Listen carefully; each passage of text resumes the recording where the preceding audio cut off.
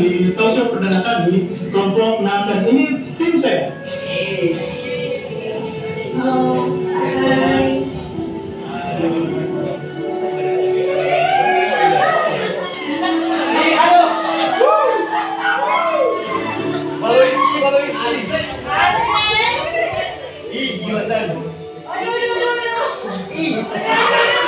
Masih dia ini. Gua desa, Cok.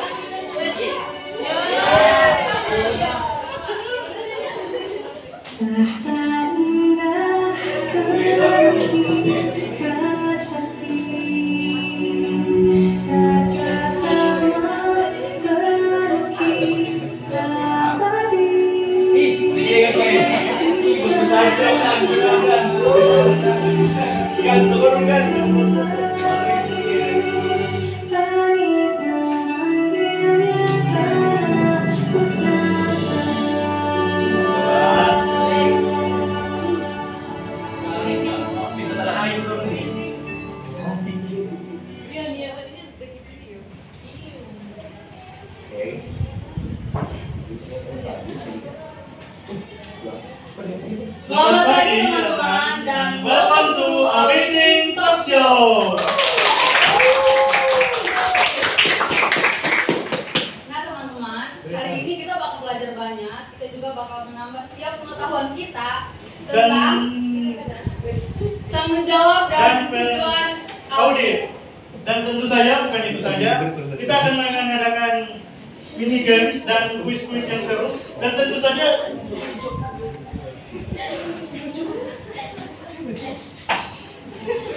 iklan Tokopedia.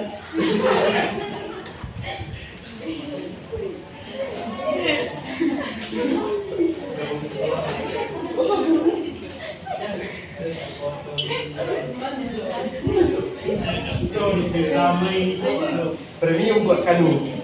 Premium buat.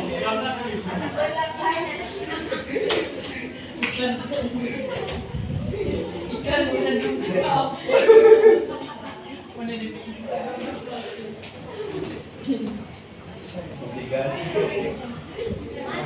Iklan bagi siaran juga. Semoga tidak CCI ya. Iya, ay.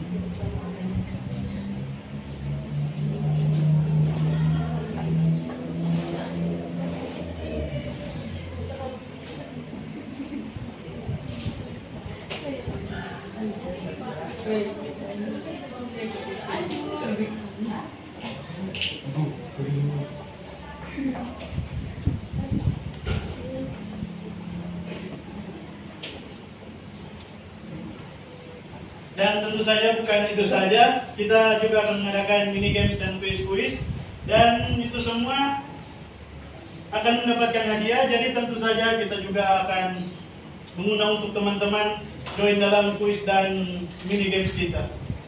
Ya, seperti yang dikatakan Edward tadi, selain kita punya kuis dan mini games ya teman-teman, kita juga punya bintang tamu yang luar biasa pastinya. Mereka berasal dari Universitas Samratulangi Manado, Fakultas Ekonomi dan Bisnis. Yang sangat-sangat luar biasanya lagi, mereka berasal dari C8. kelas C8. Oke, kalau teman-teman tanpa berlama-lama lagi, mari kita undang bintang tamu kita yang spesial. Musik. Yang pertama, di sini ada Nia Ramadhani Tapio. Yang kedua, ada Gabriela Mademu. Dan yang ketiga ada Rizky Afrika. Dan yang terakhir ada Maya Abdul.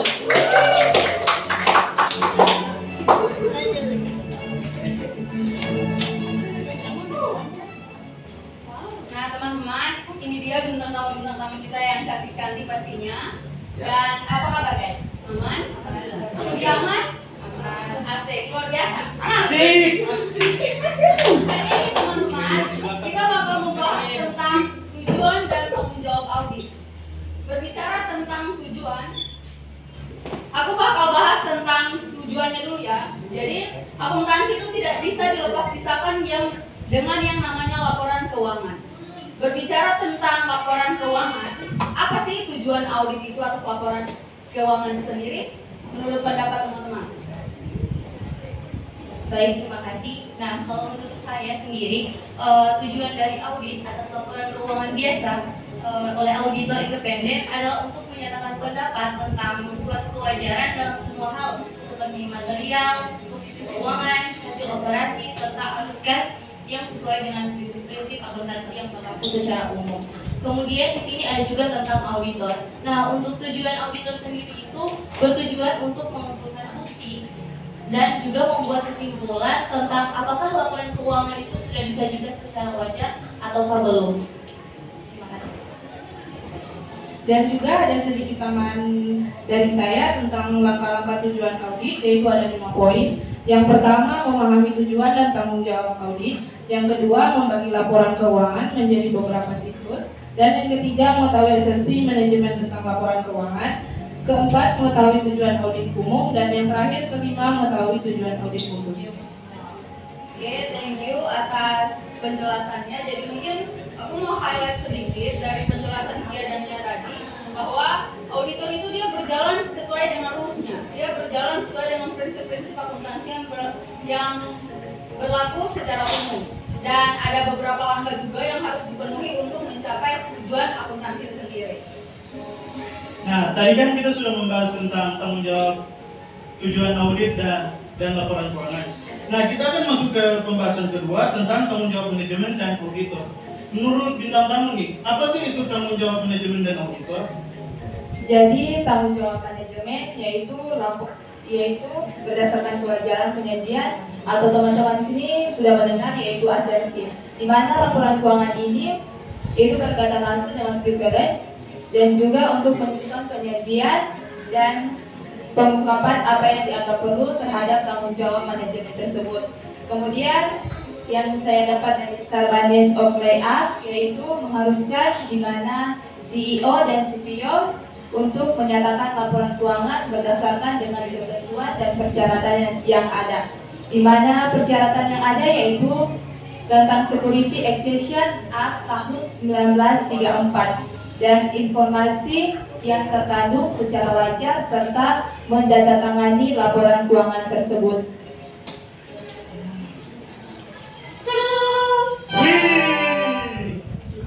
Kita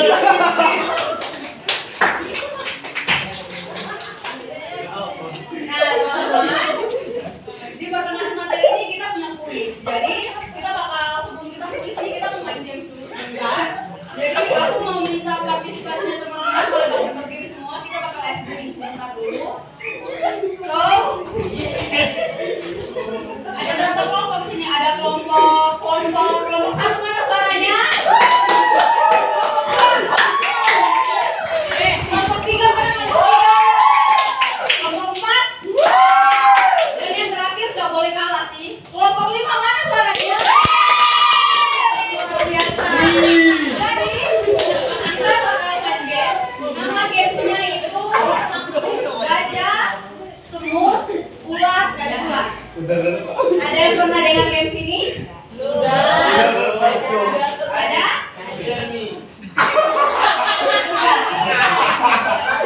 So, jadi gamesnya itu kita bakal bilang sesuatu tapi kebalikan dari gerakannya. Misalnya gajah besar, semut kecil, ular panjang, ulat pendek. Paham guys? Oke. Kita eksperimen ya. Kita eksperimen.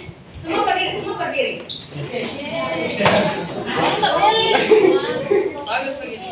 Oke.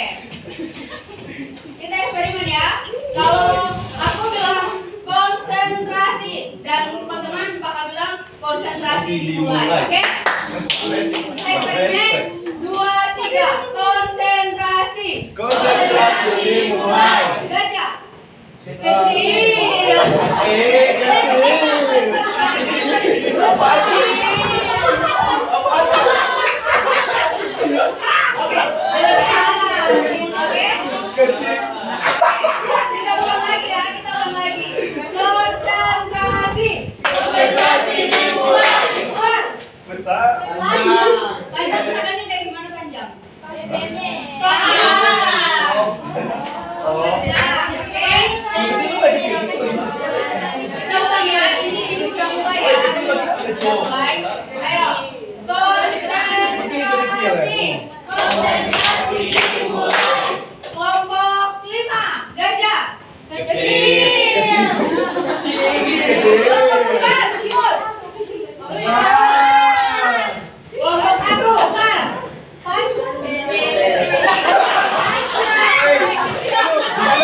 Kanu. Pendek. Pendek sama Yang pendek. terakhir ya. Konsentrasi. Konsentrasi dimulai. Kelompok 1, ular. Pendek. Panjang. Kelompok 3, gajah. Kecil. Oke. Ya sampai itu dah. Kecil.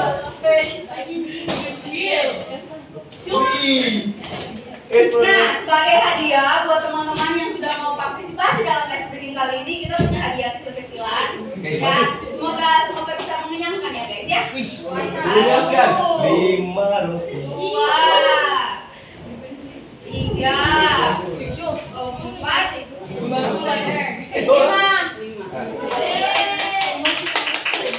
Tidak makan Peggy. Bener lagi bersama mereka. Jadi teman-teman tadi kan orang Apa? mini games. Sekarang orang masuk di kuisnya. Fokus. Jadi kuis dari pertanyaan ini adalah sebutkan ada berapa tanggung jawab. Tanggung jawab apa? Tanggung jawab audit. Tanggung jawab gajah. Besar. Sekali lagi sebutkan ada berapa tanggung jawab. Jawab apa? Tanggung jawab audit dong. Sorry, ada kesalahan. Jadi untuk jawab pertanyaan, sebutkan langkah-langkah dari tujuan audit. Sekali lagi, sebutkan langkah-langkah dari tujuan audit. Tolong duluan nih. Depan. Iya. Kelompok 5 Kanu mengalah. Silakan Injelin Soyo. Kenapa bukan cewek ya? Depan orang sama Lisa. Ini cuma menyebutkan berapa atau mau? Mau sebutkan. Ada 5. Yang pertama memahami tujuan dan tanggung jawab audit. Yang kedua membagi laporan keuangan menjadi berbagai siklus. Yang ketiga mengetahui asesmen manajemen tentang laporan keuangan. Yang keempat mengetahui tujuan audit umum. Yang kelima mengetahui tujuan audit khusus. Dan jawabannya ampun. Salah. Wah.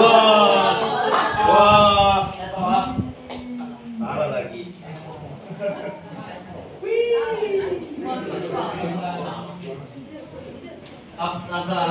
Pertanyaan langkah-langkah membangun tujuan audit.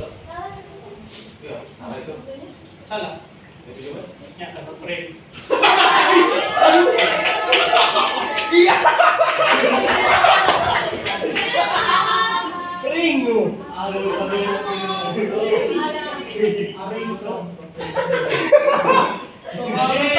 Injelin Soyo, tolong ada hadiah.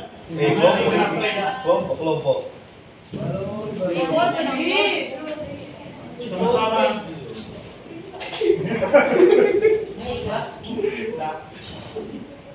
Kering lu.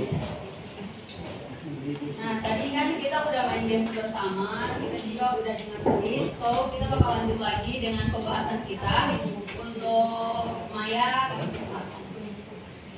Jadi kan tadi saya udah jelaskan tentang tanggung jawab manajemen. Sekarang saya akan menjelaskan tentang tanggung jawab auditor. Yaitu berdasarkan SAS, yaitu auditor bertanggung jawab melaksanakan, merencanakan, guna apakah laporan tersebut layak dan juga bebas dari kekeliruan dan kecurangan terhadap laporan keuangan. Dan kemudian berdasarkan dalam AU 110 yang saya dapat yaitu tanggung jawab auditor untuk mendeteksi salah saji terhadap kelemahan material laporan keuangan dan pengendalian internal terhadap laporan keuangan. Nah, ada juga standar-standar mengenai tanggung jawab auditor untuk mendeteksi salah saji yang material. Ini terbagi atas 5 bagian. Yang pertama ada salah saji yang material dan tidak material. Yang kedua yaitu skeptisisme profesional. Yang ketiga ada kekeliruan dan kecurangan. Yang keempat ada kecurangan yang berasal dari laporan keuangan. Dan yang terakhir, yang kelima yaitu tindakan ilegal atau tindakan yang melanggar hukum. Dan selanjutnya ada juga tanggung jawab auditor untuk menemukan dan melaporkan tindakan ilegal. Ini terbagi atas 3 bagian. Yang pertama yaitu pengumpulan bukti jika tidak ada alasan untuk percaya bahwa ada tindakan ilegal. Yang kedua yaitu pengumpulan bukti dan tindakan lainnya apabila ada alasan untuk mempercayainya. Yang ketiga yaitu tindakan apabila auditor mengetahui suatu tindakan ilegal. Nah teman-teman, itu tadi adalah pembahasan tentang tanggung jawab manajemen dan auditor serta standar-standar tanggung jawab auditor untuk mendeteksi salah saji yang material dan tanggung jawab auditor untuk menemukan dan melaporkan tindakan ilegal. Tadi seperti yang tadi kita sudah bilang, highlightnya dari tanggung jawab manajemen dan tanggung jawab auditor. Sekarang kita bakal masuk ke pembahasan kita yang berikutnya nih. Jadi menurut teman-teman, apa sih yang dimaksud dengan siklus laporan keuangan dan asersi manajemen itu sendiri? Terima kasih. Untuk penanganan siklus atau cycle approach itu merupakan cara umum untuk membagi audit, yaitu dengan tetap mempertahankan antara jenis transaksi dan juga saldo akun dalam segmen yang sama. Kemudian di sini juga ada tentang kelas transaksi.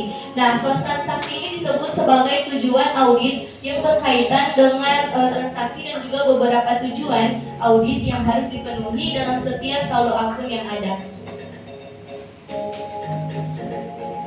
Baik, di sini juga ada asersi manajemen, merupakan representasi pernyataan yang diekspresikan oleh manajemen tentang kelas transaksi, akun, serta pengungkapan yang terkait dalam laporan keuangan. SAS 106 menyatakan asersi ke dalam 3 kategori. Yang pertama, asersi tentang kelas transaksi dan peristiwa selama periode yang diaudit. Yang kedua, asersi tentang saldo akun pada akhir periode. Dan yang terakhir, asersi tentang penyajian dan pengungkapan. Oke, jadi teman-teman,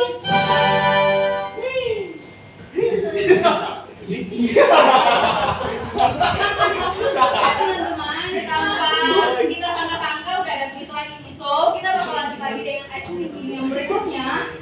Yang pastinya dengan hadiah yang tidak kalah seru. Jadi, gamesnya ini ada santai, tenang.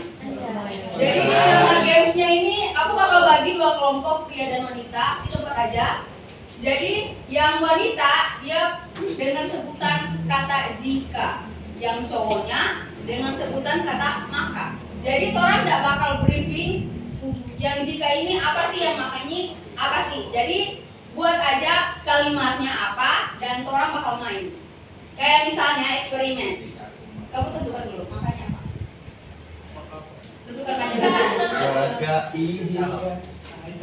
Maka izin. Oke, jadi kita dengan aku dengan Ever bakal eksperimen. Jadi diriku jika dan Ever maka. Eksperimen ya. Jika aku jatuh. Ya, kayak gitu. Jadi ini tanpa briefing ya. Kalian simpan aja apa yang mau dikatakan tanpa briefing, langsung aku bakal nunjuk satu-satu dan dia bakal disebutkan. Oke? Oke?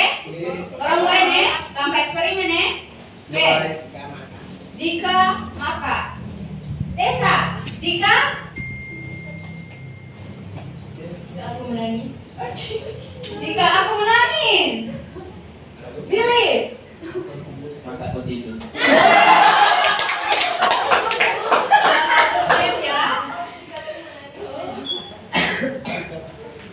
Yang berikutnya, Shalom. Jika Aku kaya. Heli.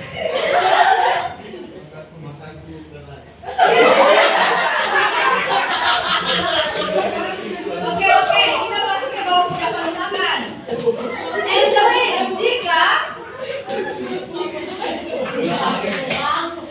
Angelin, jika aku terbang kanu, maka Jika aku terbakar. Oh, maka aku akan naik.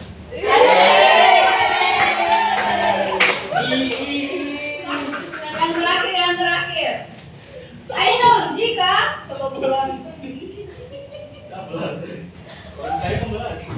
Jika aku makan, jika aku makan, jadi lapar nih ceritanya. Gimana? Maka Maka kau batal puasa.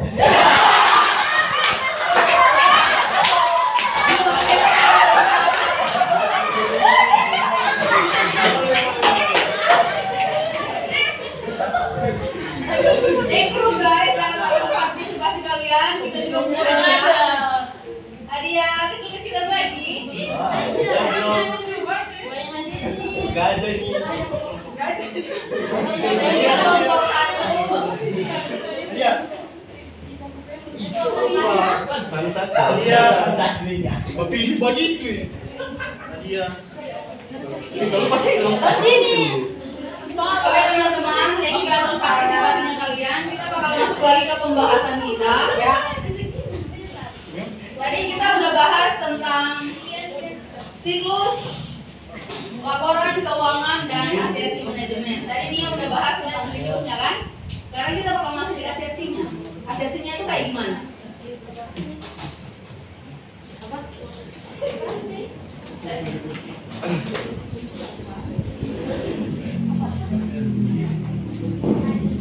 Lanjut, ada 6 tujuan audit yang berkaitan dengan kelas transaksi yang akan diaudit. Maaf, saya ulang lagi. Ada ACSI manajemen merupakan representasi pernyataan yang diekspresikan oleh manajemen tentang kelas transaksi, akun, serta pengungkapan yang terkait dalam laporan keuangan. 106 menyatakan ACSI ke dalam 3 kategori. Yang pertama, ACSI tentang kelas transaksi dan peristiwa selama periode yang diaudit. Yang kedua, ACSI tentang saldo akun pada akhir periode. Dan yang ketiga, ACSI tentang penyajian dan pengungkapan. Oke, thank you atas penjelasan Nia. Mungkin garis besarnya dari siklus pendekatan laporan keuangan dan ACSI ini, dalam pendekatan siklus laporan keuangan dalam siklus laporan keuangan itu sendiri ada 2 bagian. Yang pertama ada pendekatan siklus dan kelas transaksi. Dan untuk ACSI sendiri itu dia merupakan representasi pernyataan yang tersirat oleh manajemen tentang kelas transaksi. Nah, kan kita tadi sudah mendengarkan pembahasan dari dan sekian dengan saya. Sekarang kita masuk ke pembahasan kedua yang dengan judul tujuan audit yang berkaitan dengan transaksi dan saldo. Menurut teman-teman apa sih?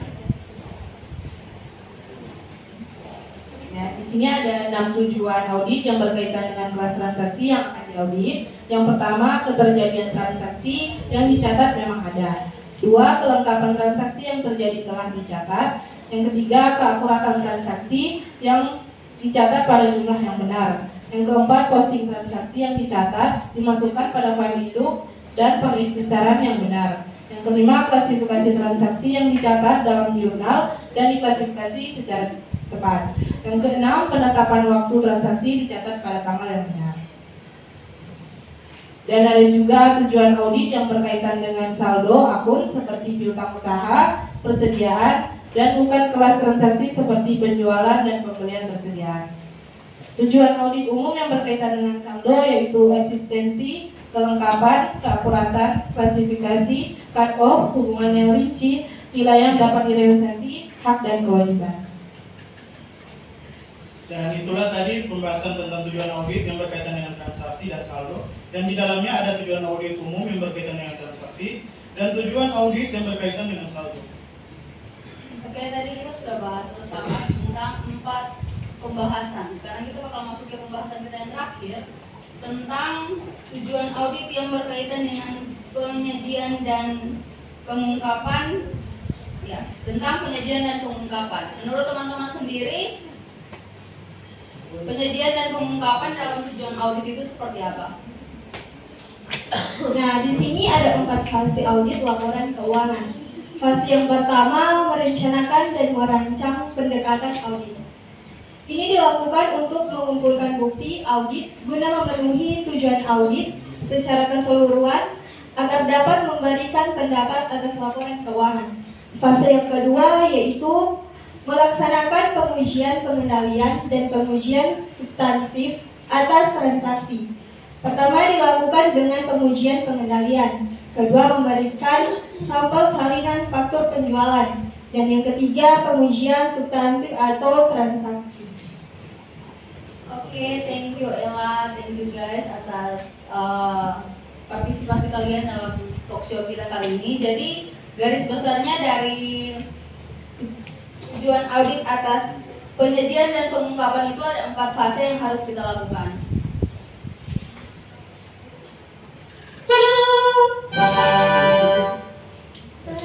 Sekali lagi ada kuis. Dan kuis ini kita punya 2 kuis karena yang tadi kita tidak sempat kasih kuis buat teman-teman, dan hadiahnya pasti luar biasa sih kalau ada yang bisa jawab. Oke guys? Oke, pertanyaan pertama. Sebutkan ada berapa tanggung jawab? 2. Kelompok mana? 2. Dipersilakan.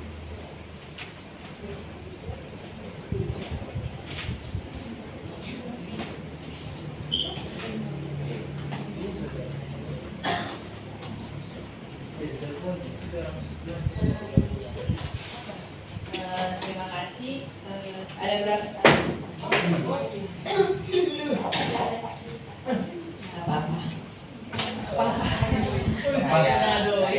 Apa-apa. Ada tanggung jawab, ada 2.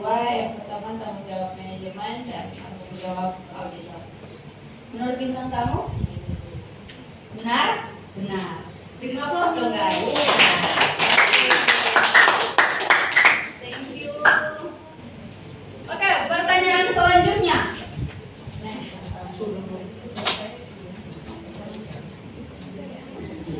Dan untuk pertanyaan selanjutnya adalah materi terakhir apa yang dibahas?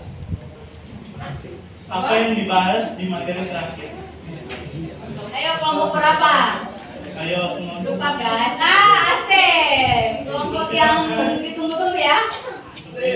Asik. Untuk pilih dipersilakan. Tujuan audit yang berkaitan dengan penyajian dan pengungkapan. Aplaus guys. Luar biasa. Iya, ini hadiah. Semoga bermanfaat. Oke guys, orang sudah selesai dengan talk show kita hari ini.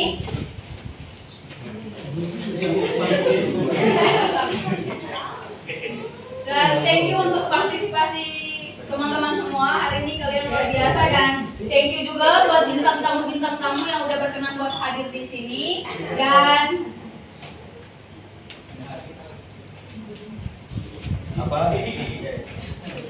oke guys, jadi sampai ketemu lagi di talk show kita yang berikutnya yang pastinya tidak kalah seru dan hadiah-hadiahnya menarik pastinya. Dan sayonara.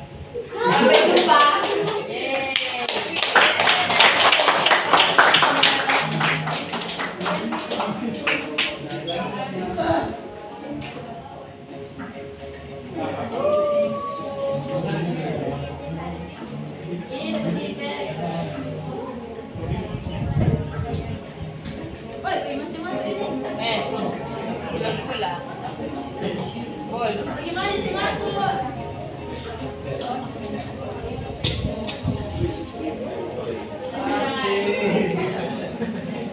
coba dia ulang-ulang. Ya.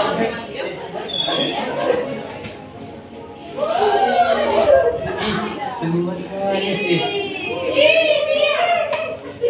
Sekali kita. Ya, ulang dong, Mia.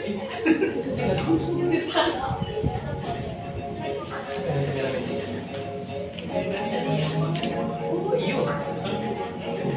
Dia ada Mari tak foto. Putri. Coba tadi ini. Mari tak foto. Kita bikin ada apa? Saya mati, Jo.